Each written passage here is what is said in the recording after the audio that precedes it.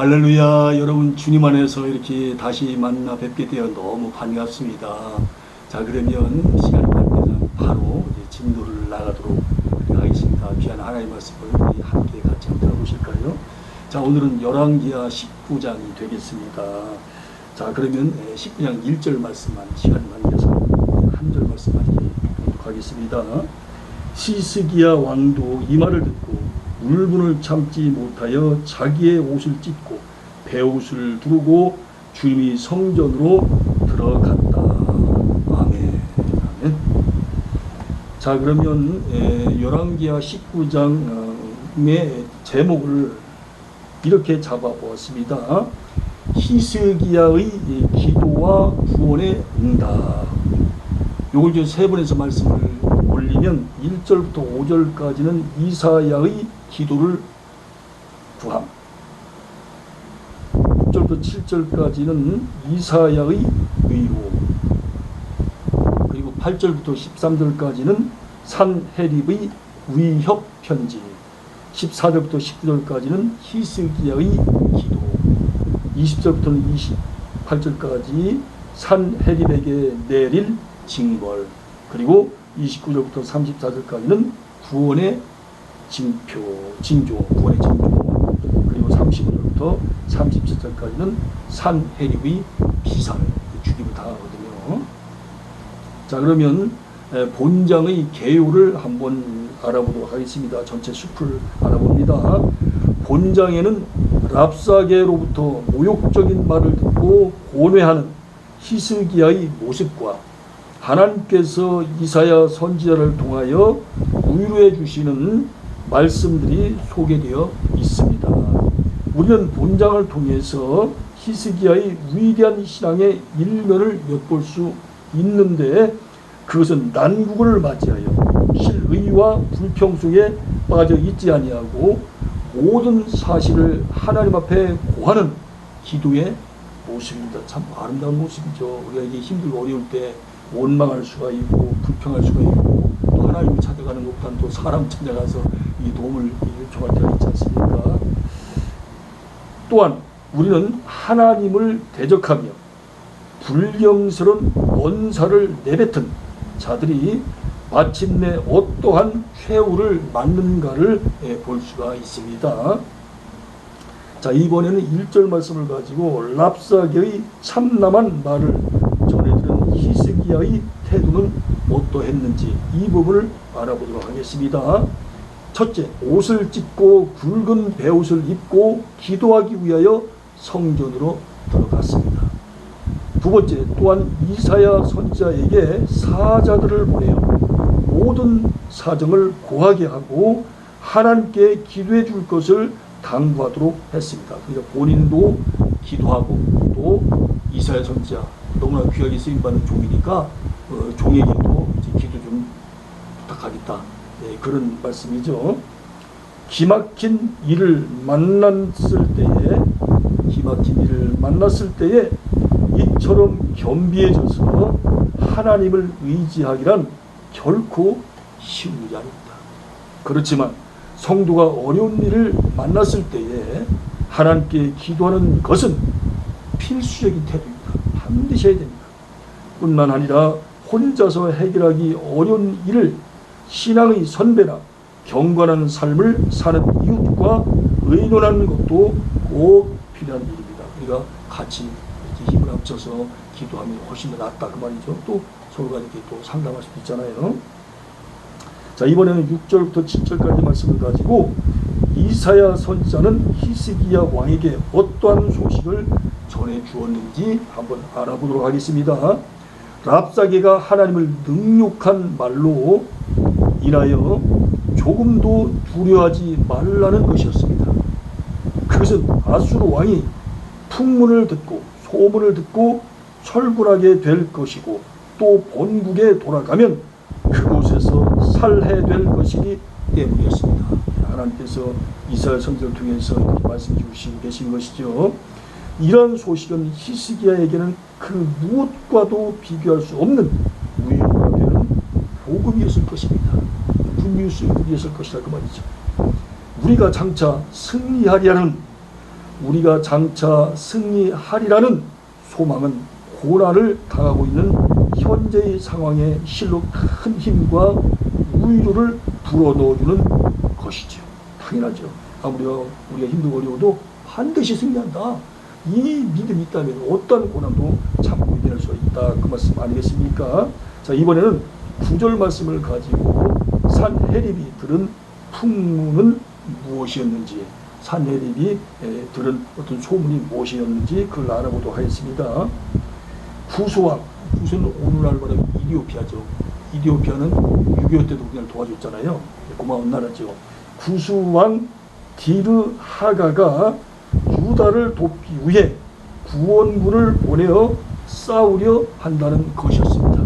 즉 하나님께서 산헤립의 마음속에 한 영을 부셔서 그로 하여금 두려운 마음을 갖게 하셨기 때문에 그는 이런 풍문을 듣게 되었던 것입니다. 하나님께서 이렇게 두려운 마음을 주시게 되면 싸움에 이길 수 없어요. 무서워서 무슨 일을 할 수 있겠어요? 꼼짝을 할 수 없거든요. 하나님께서는 이처럼 악인을 자기 꾀에 넘어가도록 하시는 것입니다. 할렐루야. 자, 이번에는 9절 말씀을 가지고 구스 군대가, 즉 이디오피아 군대가 온다는 풍문을 들은 산헤립이 또다시 히스기야 왕에게 협박 편지를 쓴 까닭은 무엇이었습니까? 유다와 전투를 하기보다는 위협하여 항복하게 하는 것이 모든 면에서 낫겠다고 생각하였기 때문입니다. 일단 말 가지고 일단 시선을 제압해버려야 되겠다. 그런 이제 작전이었다 그 말이죠. 사실 처음에 산헤립이 예루살렘을 쳐들어왔을 때에는 히스기야가 순순히 모든 요구에 응했었기 때문에 산헤립은 이번에도 어지간한 엄포와 위협만 주면 히스기야가 항복하리라고 그렇게 여겼던 거예요. 그러니까 처음에 이제 이 산헤립이 유다 왕한테 말을 하니까, 예루살렘 쳐들어와서 유다 왕한테 얘기를 하니까 다 들어주는 거예요. 그러니까 이제 두 번째도 내가 무슨 말을 하더라도 쟤는 내 말을 들어줄 것이라 들어줄 거야. 그렇게 이제 생각을 했는데 곧 착각을 했다 그 말이지요. 그래서 지혜를 못한 거예요. 한편 협박 편지의 내용을 랍사게가 유다 지도자들에게 퍼부었던 욕설과 도배한 것이었어요. 협박 편지 내용이 얼마나 참 정말 없을 사람들입니까 이게. 정말 악한 사람들 같습니다. 즉 하나님이라도 다른 신들처럼 산헤립 자기에게 패할 것이니 공연히 의뢰하지 말고 빨리 항복하는 것이었어요. 이야, 이런 막말이 세상에 어디 있습니까? 하나님도 우리의 밥이다. 이렇게 이제 생각했다는 거예요. 하나님도 우습다 그 말입니다. 오늘날 성도들도 마귀로부터 부단히 위협을 받고 있습니다. 즉 마귀는 우리에게 너는 도저히 용서받을 수 없는 죄인이다. 하나님을 믿어도 아무 소용없다고 속삭이면서 어떻게 하든지 우리를 낙심시키고 좌절하게 하려고 애를 쓰고 있는 것입니다. 이 사탄이가 산헤립 몸속에 쏙 들어가서 그렇게 하나님을 우습게 보는 겁니다. 그래서 하나님을 갖다가 아주 사기발버들 때만큼도 안 여기잖아요. 그렇다고 해서 하나님께서 그렇게 우습게 보여지는 존재입니까? 지가 우습게 보여지는 존재죠. 또 위에 산헤립이 어디 되는가 보십시오. 그리고 마귀는 심지어 하나님 앞에서조차 우리를 참수하기 위해 온갖 수단과 방법을 다 씁니다. 그렇죠. 욥기서 1장 9절에 그런 얘기 나와 있지 않습니까? 얼마나 예수 믿는 사람들 갖다가 욥을 갖다 헐뜯고 그렇게 하는 걸 보고 우리가 있지 않습니까? 욥기를 통해서. 자, 이번에는 14절부터 9절까지 말씀을 가지고 산헤립의 편지를 받은 히스기야의 태도는 어땠는지 한번 알아보도록 하겠습니다. 성전에 올라가 여호와 앞에 그 편지를 펴고 기도하였습니다. 이 편지는 누가 쓴 편지예요? 아수르 왕 산헤립이 하나님 모독하는 말, 이스라엘 백성을 모독하는 말, 그런 말을 쓴 그 편지를 하나님 앞에 내놓고 기도를 하는 겁니다. 참 얼마나 기가 막힙니까? 노릇입니다. 그 내용은 살아계신 하나님을 회방하는 아수르의 손에서 유다 민족을 구원해달라는 것이었습니다.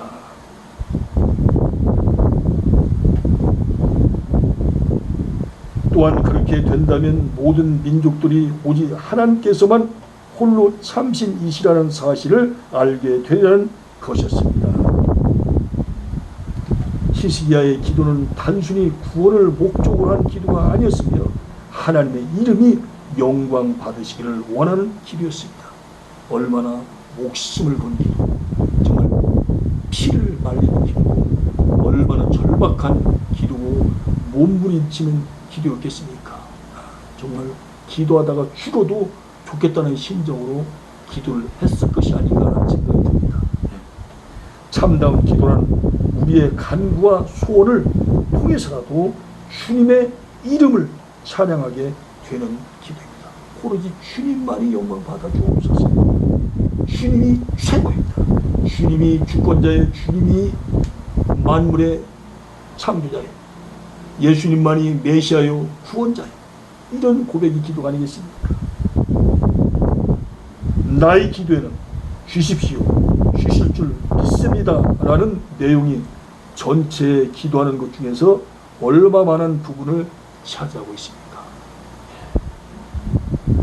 자, 이번에는 21절부터 28절까지 말씀을 가지고 하나님께서 이사야를 통해서 아수르 왕에 대해 말씀하신 내용은 무엇이었습니까? 아수르 왕이 하나님에 대한 분노와 아수르 왕이 하나님께 대한 분노와 교만으로 인해 큰 징벌을 받으리라는 것이었어요. 28절에 나와 있습니다. 자, 왜 징벌을 받아요? 하나님께 대한 분노와 교만 때문에. 그래서 아수르 왕 산헤립이 큰 징벌을 받는다네요. 자, 큰 징벌이 무엇인지 조금 후에 나옵니다. 사실 아수르라는 나라는 하나님께서 사용하신 진노의 막대기였습니다. 그러므로 아수르가 여러 민족을 쳐서 멸망시키게 된 배후에는 하나님의 섭리와 허락이 있었던 것임을 알아야 합니다. 아수르가 잘나서 이렇게 지금 이스라엘을 망하게 하고 그다음에 남쪽 유다 예루살렘이 쳐들어오게 된 것이 아니라는 거예요. 하나님은 다만 북쪽 이스라엘, 남쪽 유다가 정신 차려서 주님 앞에 온전히 무릎 꿇으라고, 다시 말하면 하나님과 올바른 관계를 갖게 하려고, 회개하라고, 하나님께 돌아오라고. 그래서 이제 이 아수르를 갖다가 막대기를 썼는데, 아수르란 나라는 마치 자기가 대단한 것으로 착각을 하고, 우리가 잘나서, 우리가 군사력이 뛰어나서, 우리가 뭐 엄청나기 때문에 이렇게 지금 북쪽 이스라엘도 망하게 했고 남쪽 유다도 먹기 직전이다, 이렇게 착각을 한 겁니다. 그러니까 하나님의 뜻을, 마음을, 의도를 전혀 알아차리지 못한 영적 소경이었다고 합니다. 그럼에도 불구하고 아수르 왕이 하나님을 여타의 신들처럼 무력하다고 생각하고 모독한 것은 극도의 오만과 불경이었던 것입니다. 그렇죠. 아주 불경스러운 태도고 극도로 오만한 것이죠. 어떤 일을 성취하실 때에 그 배후에서 역사하시는 하나님의 손길을 인식하지 못한 채 마치 자기 힘으로 모든 것을 다 이루어 놓은 줄 알고 교만하여 결국 하나님의 존재까지도 무시하려 하는 자들은 실로 엄청난 징벌을 받게 될 것입니다. 이 방송을 시청하시고 계시는 분 가운데서 혹시라도 예수를 믿지 않는 분이 계시다면, 아니면 또 주위에 아시는 사람들이 계시다면, 그리고 지난 시간에도 말씀을 올렸습니다만은 하나님을 향하여, 교회를 향하여, 또 교인들을 향하여 계속해서 박해하고 비판하고 하나님을 모독하는 자들은 반드시 징벌을 받되 큰 징벌을 받게 될 것입니다. 이 점을 명심하셔야 하는 것입니다. 우리가 모두 지금의 우리가 된 것은 모두 하나님의 은혜임을 깨달아야 할 것입니다. 하나님의 은혜로 된 겁니다. 자, 이번에는 29절부터 31절까지 말씀을 가지고 하나님께서 히스기야 왕에게 보여주시겠다고 하신 징조는 어떠한 것이었습니까? 자, 이 징조를 하나님 보여주십니다. 이거 좀 무시무시한 징조입니다. 정말 두려움이 온몸을 감싸고요. 그 다음에 공포로 질리게 만드는, 완전히 정신이 완전히 빠져나가게 만드는 무시무시한 징조를 이제 말씀해 주신 거예요. 보여주신 겁니다. 금년과 내년에는 스스로 자라는 곡식을 먹다가 제3년에 이르러서는 직접 심고 거두어서 양식을 얻으리라는 것이었습니다. 자, 금년과 내년 어떻게 보면 편안하게 살지만 3년째부터는 힘들 것이다. 더 어려울 것이다. 그 말 아니겠습니까? 뭔가 지금 징조가 조짐이 좀 안 좋죠. 이러한 징조는 머지않아 유다 백성들에게 구원과 기쁨이 임하게 되리라는 뜻을 나타내고, 남쪽 유다에게는 기쁜 소식이죠. 그러나 남쪽을 먹으려고 했던, 남쪽 유다를 먹으려고 했던 아수르 왕 산헤립에게는 어마어마한 슬픈 소식이죠. 무서운 얘기입니다. 떨리는 일이에요.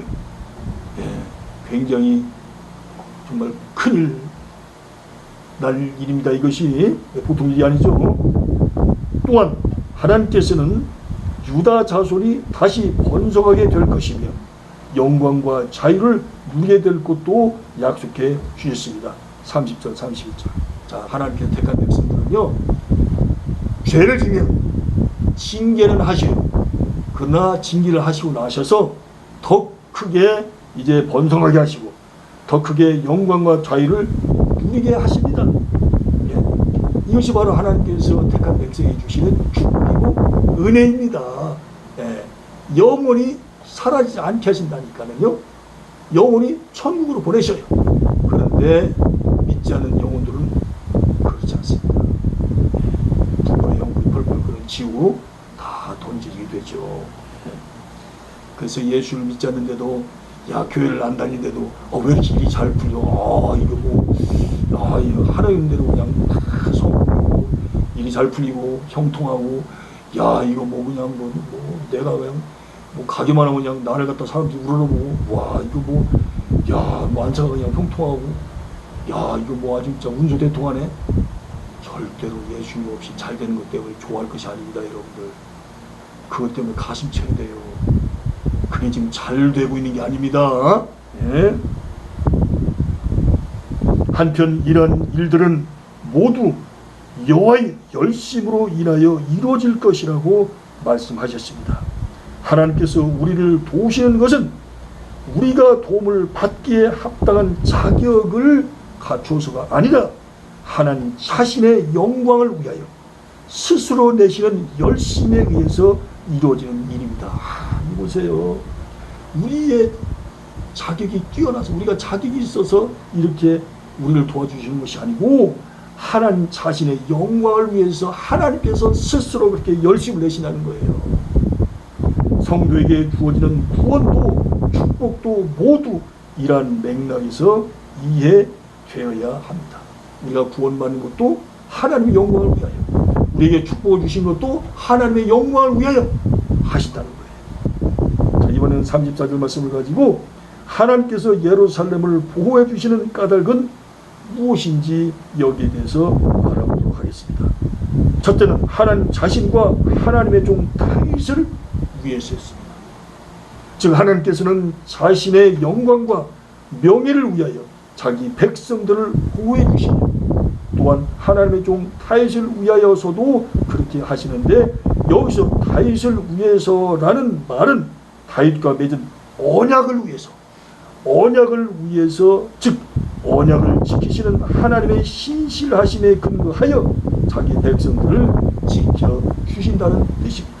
그러므로 하나님의 백성들은 그 어떤 상황에서도 염려할 것이 없습니다. 왜냐하면 성도에 대한 하나님의 보호하심이 성도들의 공로에 근거한 것이 아니기 때문입니다. 다시 말해서 비록 성도 자신에게 잘못되고 부족한 점들이 있다 할지라도 하나님 자신의 영광과 언약에 대한 신실하심에 근거한 그의 보호는 결코 변함없이 확고한 것이므로 언제나 완전한 평안과 안정을 보장받게 되는 것이에요. 할렐루야. 얼마나 감사해요. 할렐루야. 자, 이번에는 35절부터 37절의 말씀을 가지고 산헤립은 어떻게 죽었는지에 대해서 알아보도록 하겠습니다. 신하들에 의해 암살되었습니다. 그 신하는 아드람, 멜렉 그리고 사레샤입니다.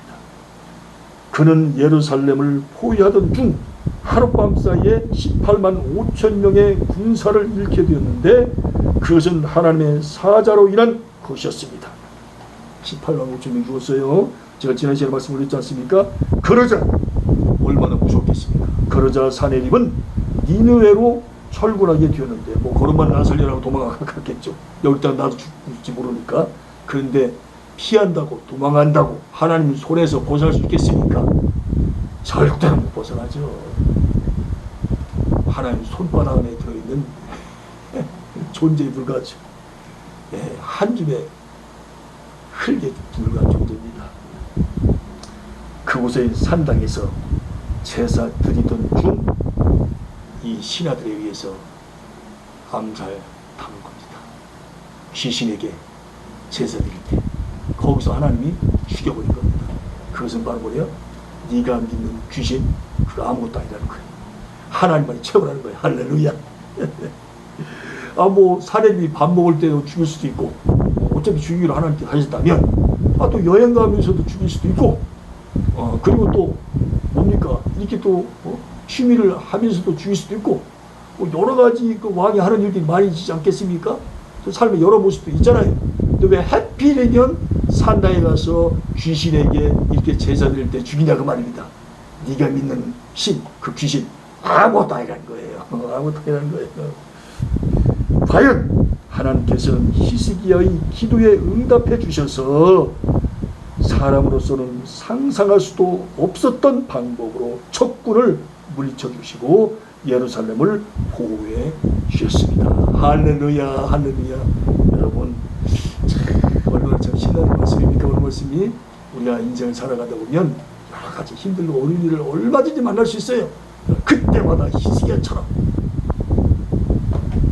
주님 앞에 나와 무릎 꿇고 온 마음을 다해 정말 죽을까 목숨 걸고 정말 절박한 심정으로 오직 주님만이 나의 전부라는 심정으로 주 앞에 눈물로 매달리고 기도하면 하나님께 반드시 때가 되면 히스기야에게 이렇게 응답해 주신 것처럼 기도에 대해서 확실하게 응답해 주신 것처럼 우리들에게도 확실하게 응답해 주십니다. 할렐루야. 아멘. 여러분 우리 모든 영광 우리 하나님을 올려드릴까요? 할렐루야. 감사합니다. 여러분 감사합니다. 다음 뵐 때까지 건강하십시오. 감사합니다.